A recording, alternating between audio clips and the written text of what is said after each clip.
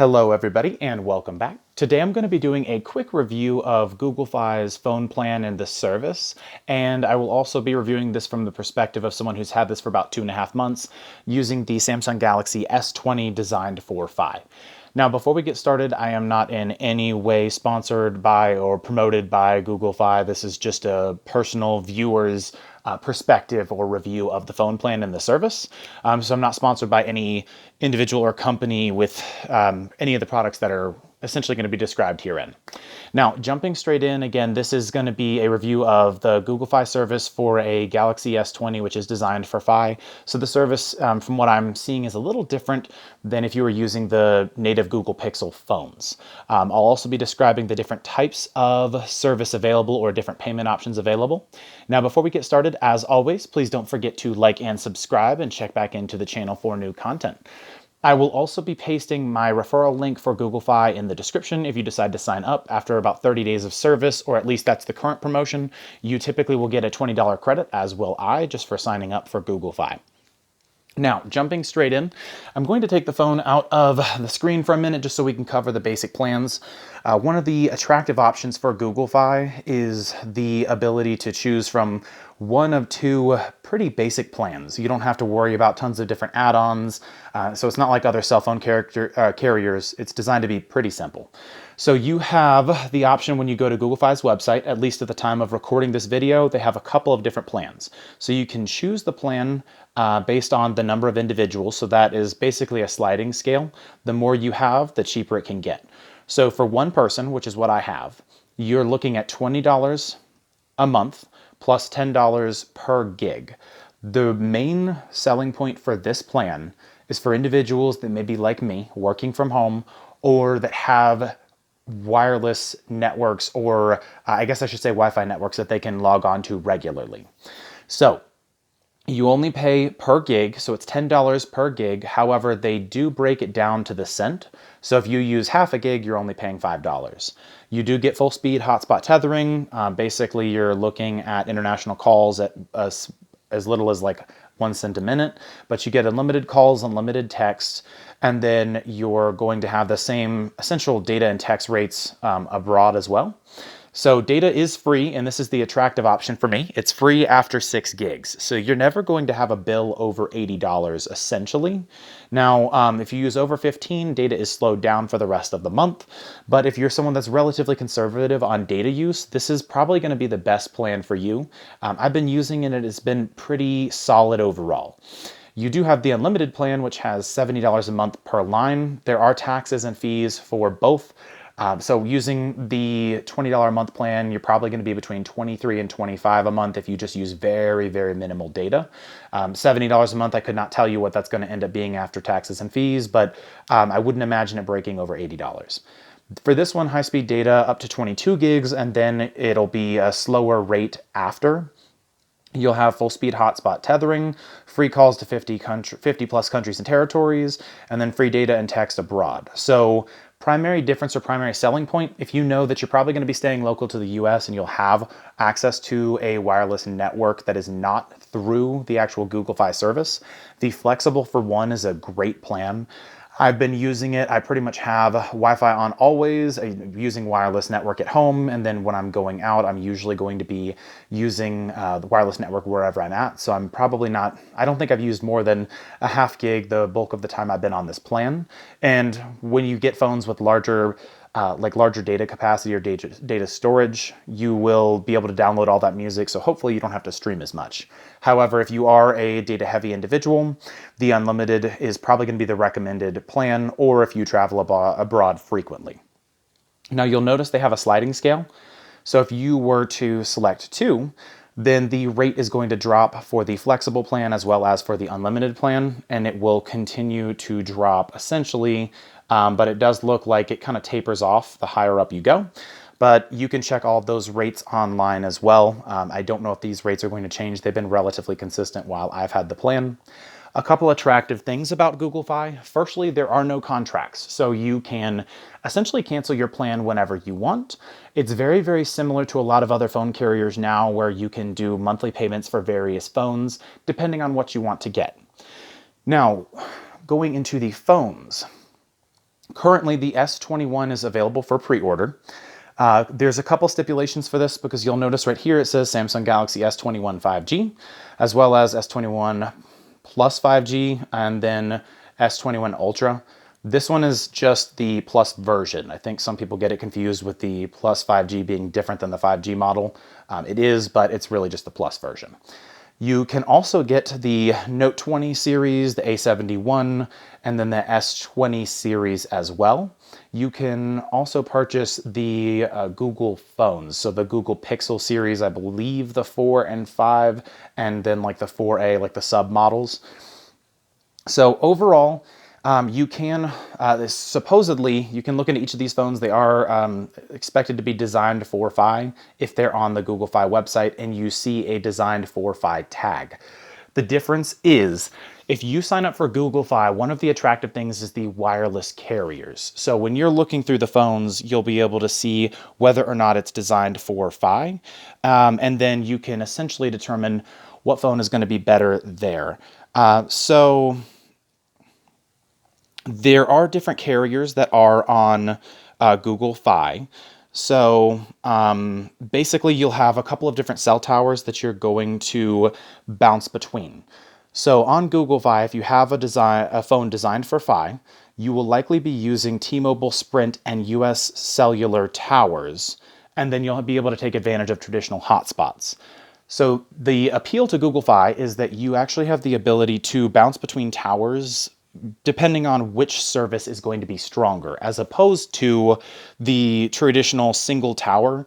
So if you go out of US Cellular's range, you'll potentially jump onto one of the other carriers, and it has this smart switching technology.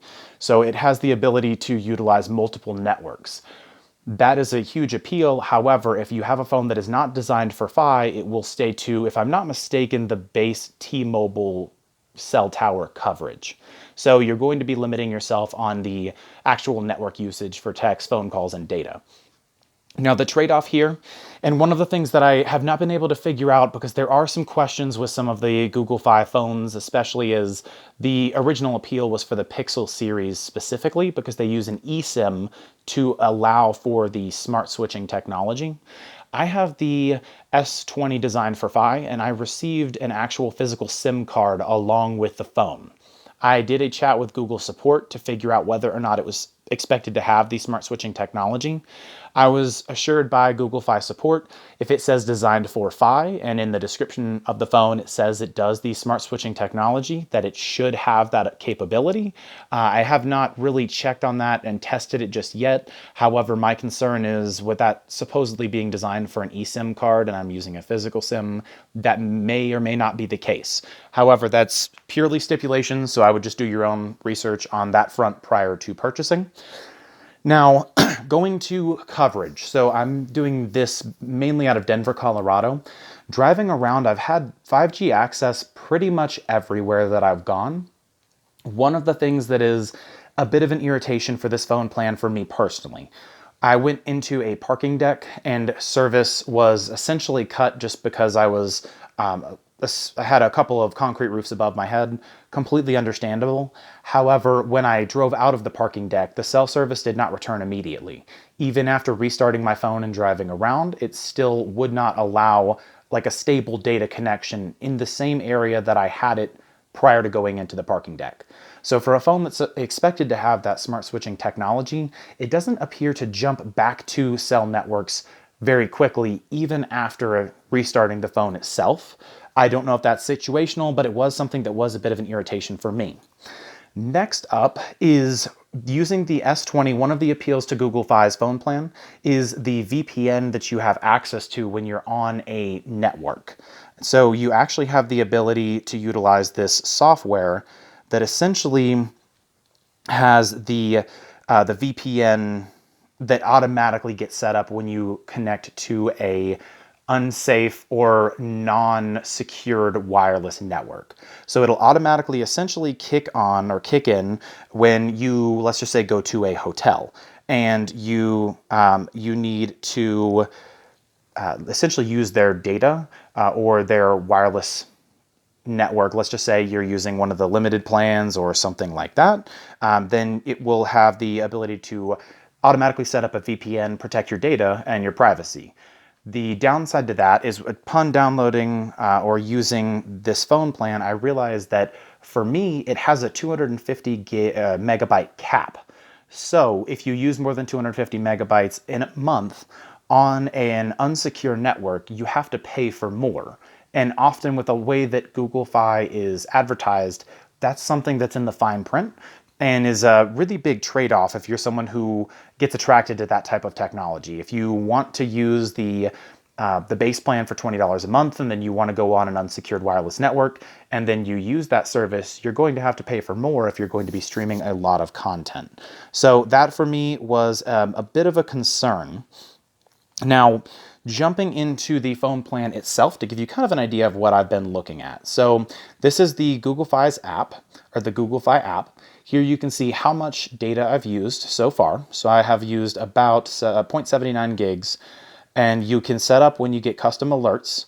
Data is free after 6 gigs, so that's a pretty consistent theme with the pricing. I have one person on the plan, one device. You can change the plan right from here. You have the ability to adjust settings for families, voicemail, call forwarding, etc. They have Wi-Fi tools that are in here as well.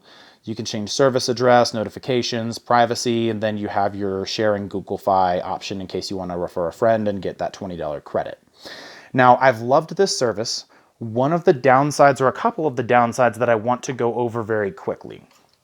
Firstly, one of the complaints that I have had personally is every time I get a voicemail, it will give me a notification. After I delete the voicemail, it will still say that voicemail is registered. So essentially, if you delete a voicemail and you have none in your inbox, and then you get a new voicemail, it'll say 2 voicemails on the actual text message notification that you get to your phone.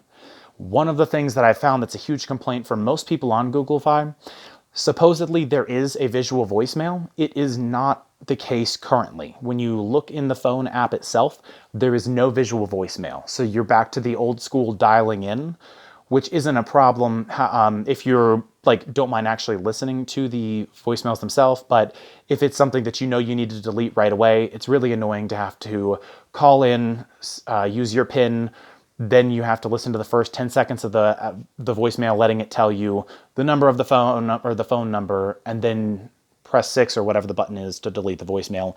It's kind of an annoying process. If you turn your phone on and you have 5 voicemails, you're looking at a couple minutes to get rid of them. So the lack of visual voicemail for something that should be included is a huge irritation for me. But the phone plan itself, I guess the idea is you kind of get what you pay for. I've been averaging about $23 to $27 a month for my phone plan. I have good service. I haven't really had any issues outside of the parking deck incident. I do not like the fact that you have 250 megabyte cap on the VPN. That was one of the biggest appeals to me personally. And one other mild irritation that I have is every time I leave the house, if I keep Wi-Fi enabled, then it does have the VPN pop up that I have to essentially say that I trust this wireless network again, which is really, really irritating for me personally. So if I were to leave the house and come back, then it will say your wireless network is being protected. And then I have to click the stop button so I don't use essentially that VPN, like the allotted storage on a trusted network. So a couple of things that are a little odd, but I think that the phone hasn't truly been optimized for Fi just because Samsung has been a pretty new update, or it's been a pretty new addition to the Google phone family.